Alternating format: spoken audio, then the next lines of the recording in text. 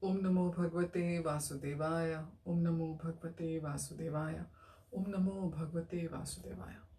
Welcome to today's reading from Sri Chaitanya Charitamrita, Madhya Lila, chapter 6, verse 161. We'll be continuing our reading from Mukam Karoti Vachalam, Pangum Langhete Girim, Yat Kripatam Ham Bande, Shri Gurum Deen Tarinam, Paramananda Madhavam, Sri Chaitanya Ishwaram, Hari Om Tat Sat.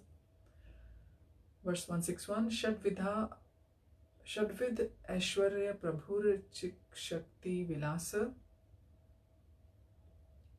Chitta Shakti Vilasa Hena Shakti Nahi Mana Param Sahasahasa.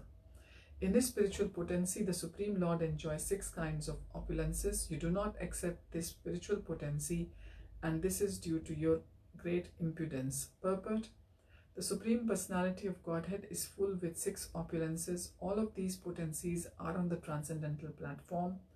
To understand the Supreme Personality of Godhead as impersonal and devoid of potency is to go completely against Vedic information. Verse 162, Maya Dhisha Maya Vasha Ishware Jive Bheda Hena Jive Ishwar Saha Kaha Ta Abheda. The Lord is the master of the potencies, and the living entity is the servant of them. That is the difference between the Lord and the living entity. However, you declare that the Lord and the living entities are the one and the same. Purport: the Supreme Personality of Godhead is by nature the master of all potencies. By nature, the living entities, being infinitesimal, are always under the influence of the Lord's potencies. According to the Mundak Upanishad, Dva Suparna Sayuja Sakhaya Samanam Vriksham Parishasvavajate Tayor Anyah Pipalam Swadav Atya Anashan Anyo Vikakshiti Samane Vrikshe Purusho Nimagno Nishaya Shochati Muhyamanaha Justam Yada Pashyati Anyam Isham Asya Mahimanam Eti Vita Shokaha. The Mundak Upanishad completely distinguishes the Lord from the living entities. The living entity is subjected to the reactions of fruitive activity, whereas the Lord simply witnesses such activity and bestows the results. According to the living entity's desire, he is wandering from one body to another and from one planet to another under the direction of the Supreme Personality of Godhead, Paramatma. However, when the living entity comes to his senses by the mercy of the Lord, he is awarded devotional service. Thus, he is saved from the clutches of Maya. At such a time, he can see his eternal friend, the Supreme Personality of Godhead, and become free from all lamentation and hankering. This is confirmed in the Bhagavad-Gita 18.54.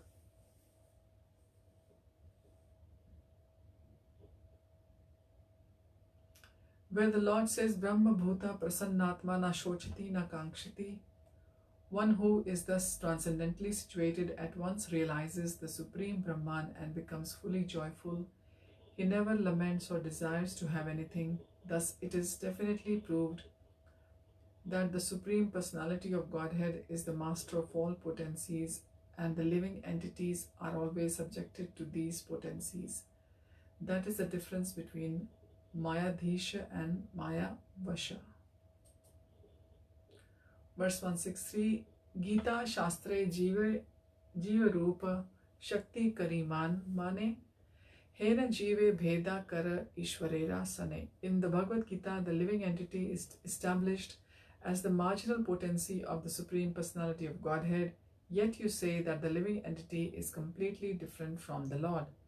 Purport: the Brahma Sutra states that according to the principle of Shakti Matur Abhedah, the living entity is simultaneously one with and different from the Supreme Personality of Godhead.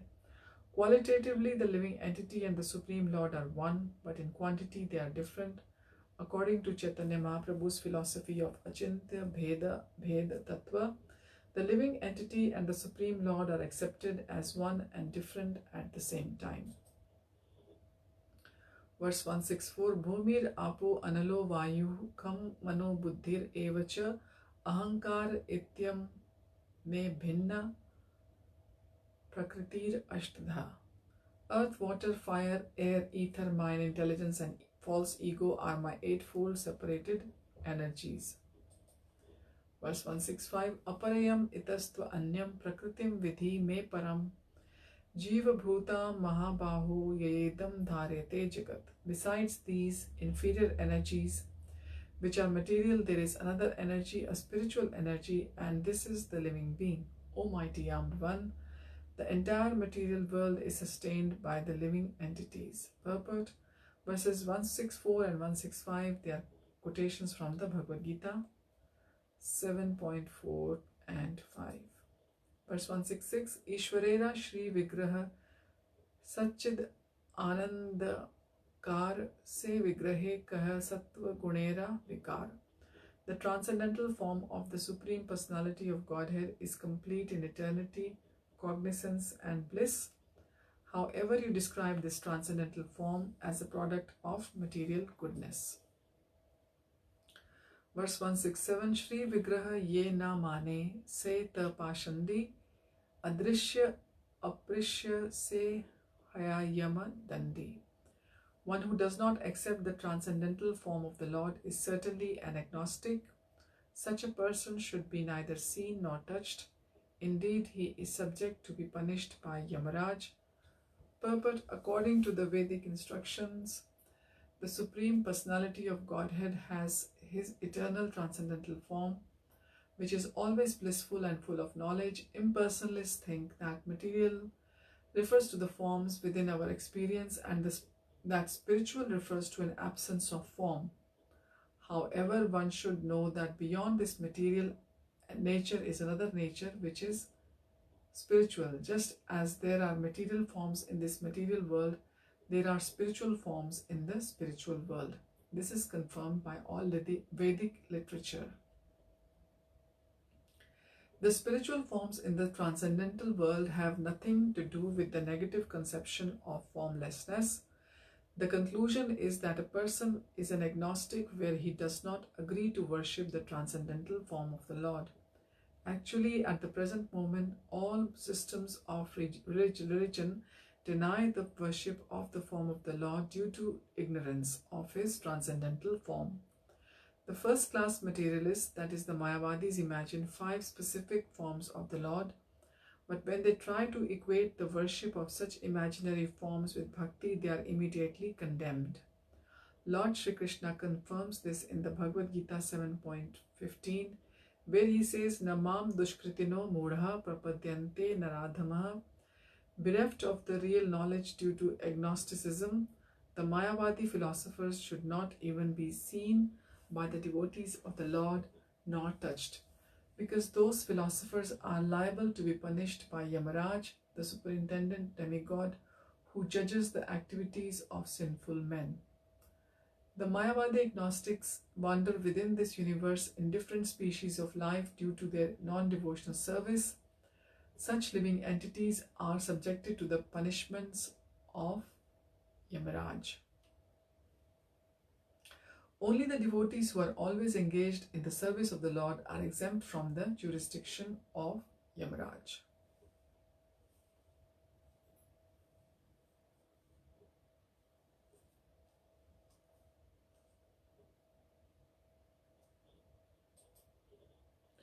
Verse 168, Veda na maniya bodha hayata nastika Vedashraya Nastikya Vada Bodhake Adhik.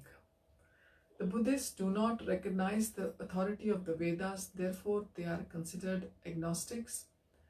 However, those who have taken shelter of the Vedic scriptures yet preach agnosticism in accordance with the Mayavad philosophy are certainly more dangerous than the Buddhists. Purport. Although the Buddhists are directly opposed to Vaishnava philosophy, it can easily be understood that the Shankarites are more dangerous because they accept the authority of the Vedas yet act contrary to Vedic instruction. Vedashray Nastikyavad means agnosticism under the shelter of the Vedic culture and refers to the monastic philosophy of the Mayavadis. Lord Buddha abandoned the authority of the Vedic literature and therefore rejected the ritualistic ceremonies and sacrifices recommended in the Vedas. His Nirvana philosophy means stopping all material activities. Lord Buddha did not recognize the presence of transcendental forms and spiritual activities beyond the material world. He simply described voidism beyond the material existence. The Mayavadi philosophers offer lip service to Vedic authority but try to escape the Vedic ritualistic ceremonies. They concoct some idea of a transcendental position and call themselves Narayan or God. However, God's position is completely different from their concoction. Such Mayavadi philosophers consider themselves above the influence of Karamkand, that is the fruitive activities and their reactions. For them, the spiritual world is equated with the Buddhist voidism. There is very little difference between impersonalism and voidism. Voidism can be directly understood, but the impersonalism enunciated by Mayavadi philosophers is not very easily understandable. Of course, Mayavadi philosophers accept a spiritual existence, but they do not know about the spiritual world and spiritual beings. According to Srimad Bhagavatam 10.2.32, Ye anye ravindaksha vimukta maninas tvai asta bhavad avishuddha buddhaya aruhya krichrena param padam tataha patanti adoh anadrita yushmad angrayaha. The intelligence of the Mayavadis is not purified, therefore even though they practice austerities for self-realization, they cannot remain without the impersonal Brahmajyoti. Consequently, they fall down again into this material world. The Mayavadi's conception of spiritual existence is almost identical to the negation of the material existence. The Mayavadis believe that there is nothing positive in spiritual life. As a result, they cannot understand the devotional service or the worship of the Supreme Person, Satchid Anand Vigraha. The Mayavadi philosophers consider deity worship in the devotional service to be Pratibimbavad, or the worship of a form that is a reflection of a false material form. Thus, the Lord's transcendental form, which is eternally blissful and full of knowledge, is known as Mayavadi philosophers. Although the term Bhagwan is explicitly described in Srimad Bhagavatam, they cannot understand it. Brahmeti Paramatmeti Bhagwan iti Shabdyate. The absolute truth is called Brahman, Paramatma and Bhagwan. Bhagavad-Gita 1, Bhagavatam 1.2.11.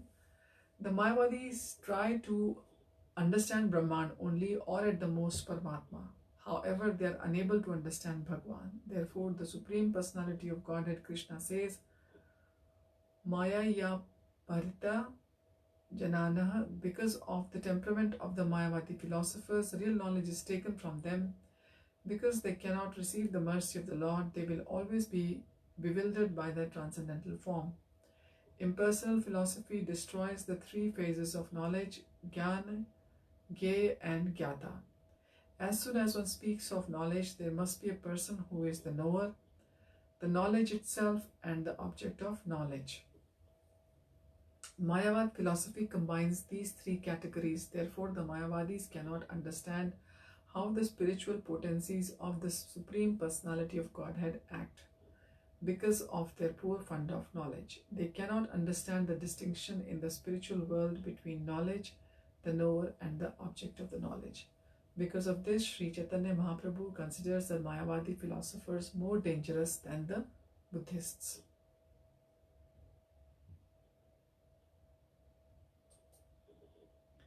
Verse 169, Jivera Nistar Lagi Sutra Kaila Vyasa Mayavadi Bhashya Shunile Haye Sarvanash. Srila Vyasadeva presented the Vedanta philosophy for the deliverance of the conditioned souls, but if one hears the commentary of Shankaracharya, everything is spoiled. Purport: factually, the devotional service of the Lord is described in the Vedanta Sutra, but the Mayavadi philosophers, the Shankarites, prepared a commentary known as Sharirak Bhashya, in which the transcendental form of the Lord is denied. The Mayavadi philosophers think that the living entity is identical with the Supreme Soul, Brahman. Their commentaries on the Vedanta Sutra are completely opposed to the principles of devotional service. Chaitanya Mahaprabhu therefore warns us to avoid these commentaries. If one indulges in hearing the Shankarite Sharirak Bhashya, he will certainly be bereft of all real knowledge.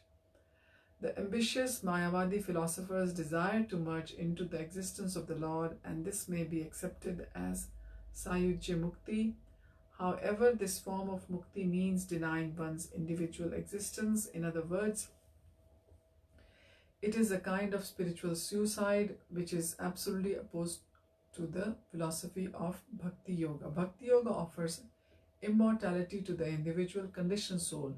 If one follows the Mayavadi philosophy, he misses his opportunity to become immortal after giving up the material body. The immortality of the individual soul is the highest perfectional stage of life entity can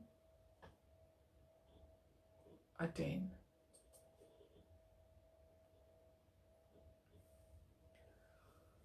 Verse 170, Parinamavad Pyasa Sutrera Sammat Achintya Shakti Ishwar Jagat Rupe Parinat.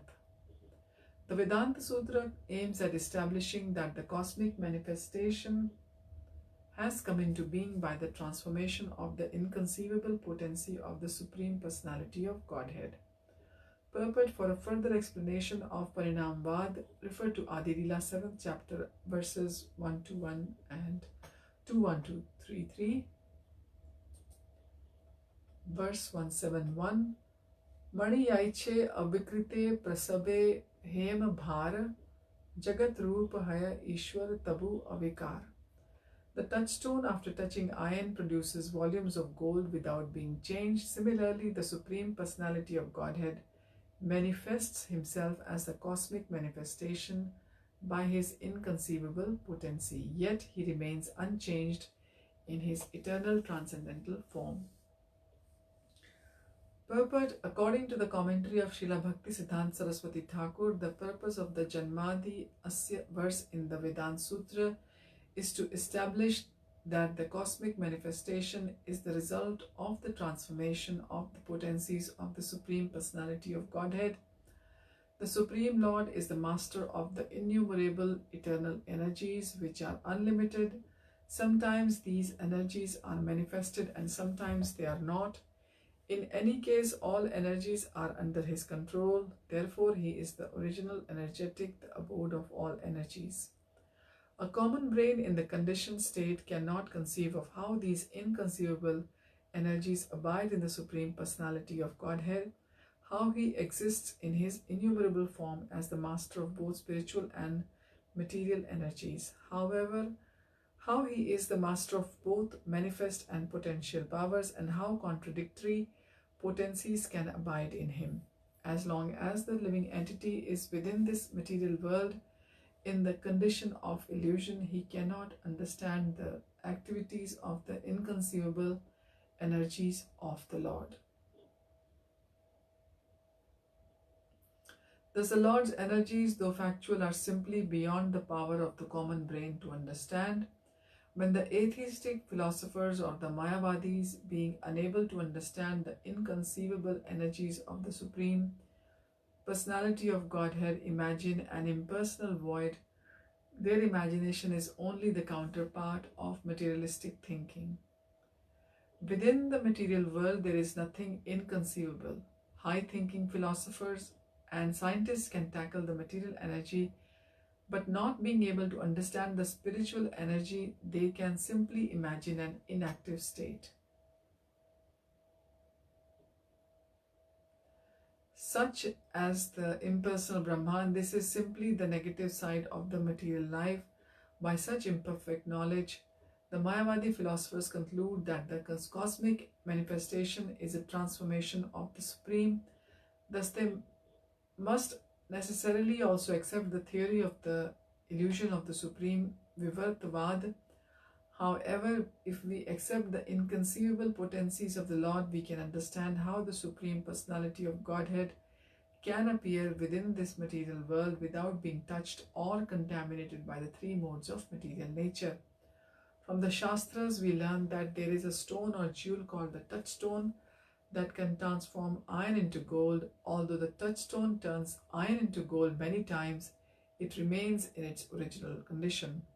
If such a material stone can maintain its inconceivable energy after producing volumes of gold, certainly the Supreme Personality of Godhead can remain in his original Satchidanand form after creating the cosmic world, as confirmed in the Bhagavad-Gita 9.10.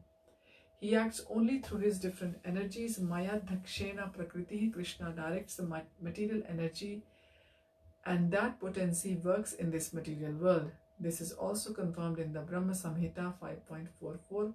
Srishti Sthiti Pralaya Sadhan Shaktir Eka Chayeva Yasya Bhuvanani Bibharti Durga Ichhanurupam api yasya cha cheshtate sa govindam adipurusham tam aham bhajami. The Durga Shakti, or the material energy, acts under the direction of the Supreme Personality of Godhead, and the universal creation, maintenance and destruction are being carried out by the Durga Shakti. Krishna's direction is in the background.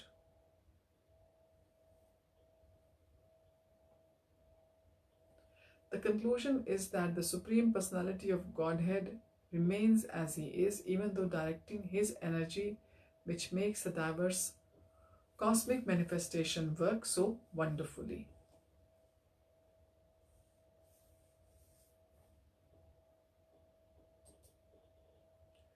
Verse 172. Vyasa Bhranta Bali Se Sutre Dosh Diya Vivartavad Sthapyache Kalpana Kariya. Shankaracharya states that the theory of transformation presented in the Vedanta Sutra implies that the absolute truth itself is transformed. In this way, the Mayavadi philosophers denigrate Srila Vyasadeva by accusing him of error. They thus find fault in the Vedanta Sutra and misinterpret it to try to establish the theory of illusion. Purport: the first verse of the Brahma Sutra is Athato Brahma Jigyasa. We must now inquire into the absolute truth. The second verse immediately answers Janmadi Asya Yataha. The absolute truth is the original source of everything. Janmadi Asya Yataha does not suggest that the original person has been transformed. Rather, it clearly indicates that he produces this cosmic manifestation through his inconceivable energy. This is also explained in the Bhagavad-Gita 10.8, where Krishna says, Mattah sarvam pravartate, from me everything emanates. This is also confirmed in Taittiriya Upanishad 3.1.1, Yato va imani bhutani jayante. The supreme absolute truth is that from which everything is born. Similarly, in the Mundak Upanishad 1.1.7, it is stated, Yathorna nabhihi srijate grihanate cha. The Lord creates and destroys the cosmic manifestation as a spider creates a web and draws it back within itself. All these Shastric statements indicate the transformation of the Lord's energy, not the Lord himself. Transformation of the Lord's energy is called Parinamvad. However, being very anxious to protect Srila Vyasadeva from criticism, Shankaracharya became a pseudo-gentleman put forward his theory of illusion, Vivartavad. Shankaracharya concocted this meaning of Parinamvad, and by the word jugglery, he endeavored very hard to establish Parinamvad as Vivartavad.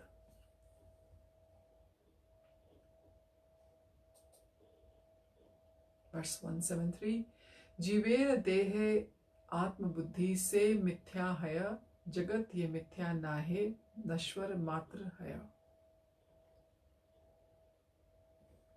The theory of illusion can be applied only when the living entity identifies himself with the body. As far as the cosmic manifestation is concerned, it cannot be called false, although it is certainly temporary. Purport: the living entity is the eternal servant of Krishna. Being part and parcel of the Lord, he is constitutionally pure, but due to his contact with the material energy, he identifies himself with either the gross or the subtle material body. Such identification is certainly false and constitutes the genuine platform of the theory of illusion. The living entity is eternal. He can never be subjected to the limits of time, as are his gross and subtle bodies. The cosmic manifestation is never false, but it is subject to change by the influence of the time factor. For a living entity to accept this cosmic manifestation as the field of his sense enjoyment is certainly illusory. This material world is the manifestation of the material energy of the Lord. This is explained by Krishna in Bhagavad-Gita 7.4. Bhumir apo analo vayuh kham mano buddhir evacha ahankar itiyam me bhinna prakritir ashtadha. Earth, water, fire, air, ether, mind, intelligence and false ego, all together these 8 constitute my separated material energies. The material energy is the inferior energy of the Supreme Personality of Godhead, but it is not a fact that Supreme Lord has been transformed into this material world. The Mayavadi philosophers, devoid of true understanding, have confused the theory of illusion and the theory of the cosmic manifestation by word jugglery. The theory of illusion can be applied to a person who identifies himself with the body. The living entity is the superior energy of the Supreme Lord, and the material world is the inferior energy. Both, however, are Prakriti or the energy. Although the energies are simultaneously one with the Lord and different from him, the Lord never loses his personal form due to the transformation of his different energies. Verse 174. Pranav ye mahavakya ishwarera murti pranav haite sarv veda jagat utpatti. The transcendental vibration Omkar is the sound form of the Supreme Personality of Godhead. All Vedic knowledge and this cosmic manifestations are produced from the sound representation of the Supreme Lord. Purport: Omkar is the representation of the Supreme Personality of Godhead in sound. This form of his holy name is accepted as a transcendental vibration, Mahavakya, by virtue of which the temporary material manifestation has come into being. If one takes shelter of the sound representation of the Supreme Personality of Godhead, Omkar, he can realize his constitutional identity and engage in devotional service even though in conditioned life. Verse 175. Tattvam asi jiva hetu pradishika vakya pranav nav mani tare kahe mahavakya. The subsidiary vibration Tattvam Asi, you are the same, is meant for the understanding of the living entity, but the principal vibration is Omkara. Not caring for Omkara, Shankaracharya has stressed the vibration Tattvam Asi. Purport: Tattvam Asi is accepted as the primary vibration by one who does not accept Pranav, the transcendental sound incarnation of the holy name of the Lord, as a chief principle in the Vedic literature. By word jugglery, Shankaracharya tried to create an illusory presentation of the Supreme Personality of Godhead in his relationship with the living entities and the cosmic manifestation. Tattvam Asi is a warning to the living entity not to mistake the body for the self. Therefore, Tattvam Asi is specially meant for the conditioned soul. The chanting of Omkar or the Hare Krishna mantra is meant for the liberated soul. Srila Rupa Goswami has said, Ay mukta kulair upasyamanam This is from Namastaka. Thus the holy name of the Lord is chanted by the liberated soul. Similarly, Parikshit Maharaj says, Nivritta Tarashair Upagiyamana Tat. This is from Bhagavatam 10.1.4. The holy name of the Lord can be chanted by those who have fully satisfied their material desires or who are fully situated on the transcendental platform and devoid of material desire. The name of the Lord can be chanted by one who is completely freed from material contamination. Anyabhilashita shunyam jan jnana karmadi anavritam. Shankaracharya has indirectly minimized the value of the principal Vedic mantra Omkara by accepting a subordinate vibration Tattvam Asi as the most important Vedic mantra.